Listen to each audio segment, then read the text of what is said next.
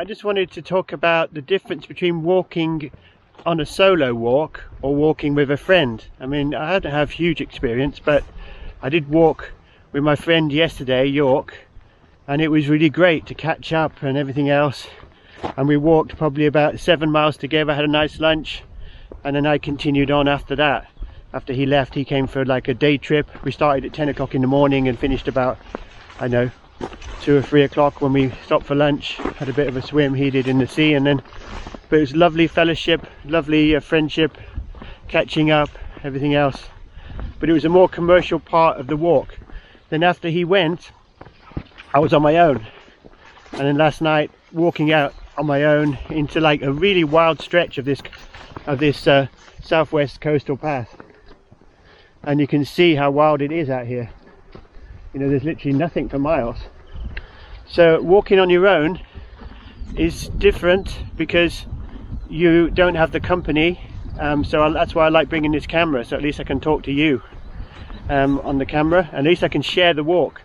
So I'd like doing a solo hike as well, because I can stop where I want to stop, go at my own pace, and you can be a little bit more, make your own decisions more.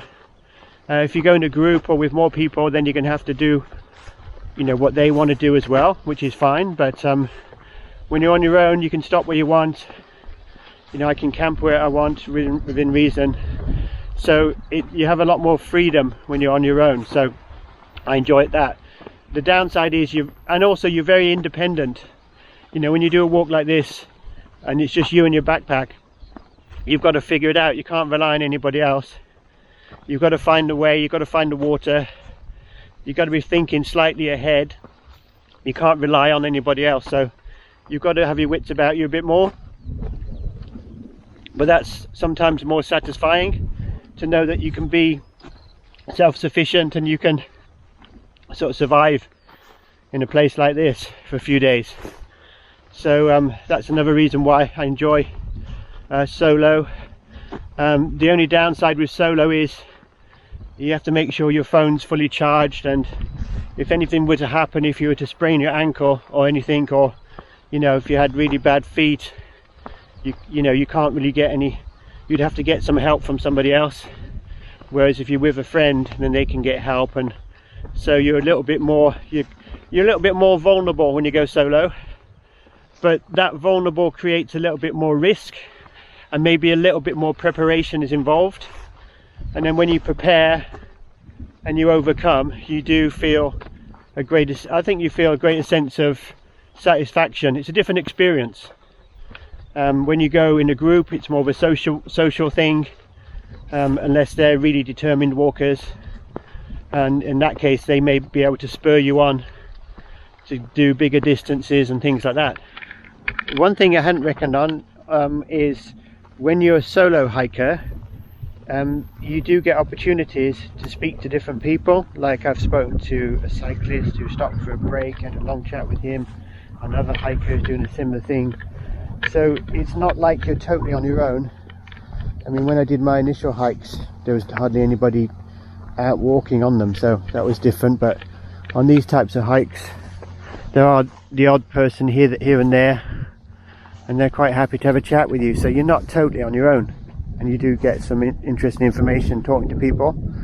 So that's one of the benefits from being solo, I suppose, that you speak to more people, because you probably wouldn't speak to them if you're with a group. But there's lots of people, you know, who are doing a similar thing, a lot of solo cyclists or solo hikers, and they're more than happy to have a chat, which is always nice. So that's just my thoughts on solo and hiking with a friend or in a group. So whatever you do, I recommend you get out into the countryside, do a walk like this. I mean, you can't believe this is in England. It feels like a different country. I don't know, it's just never been here before, this far around the coast. Absolutely beautiful. So I want to encourage you, just do a walk, whether it's on your own or with a friend. Get out there. It could be a day trip or an overnighter or whatever. Start small maybe, and then build up. You won't regret it. It will change your life just like it's changing mine, and you can enjoy things like this too. You can grow stronger, and you'll get a lot fitter, maybe lose weight, feel healthier, and you see views like that.